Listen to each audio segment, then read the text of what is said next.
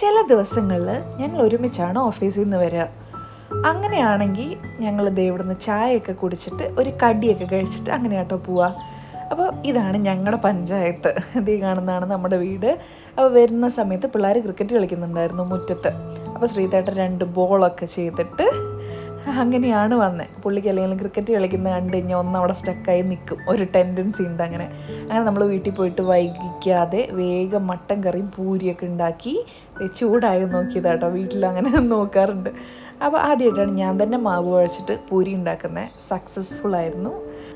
എണ്ണ ഇങ്ങനെ അതിൻ്റെ മേലെ കോരി ഒഴിക്കുമ്പം അവിടെ ഇങ്ങനെ നല്ല ഇതായിട്ട് വരുന്നുണ്ടായിരുന്നു. നല്ല രസമുണ്ടായിരുന്നു കാണാൻ വേണ്ടിയിട്ട്. അങ്ങനെ ഇപ്പം നമ്മൾ കുറച്ച് നേരത്തെ ഫുഡ് കഴിക്കാൻ ട്രൈ ചെയ്യാറുണ്ട്.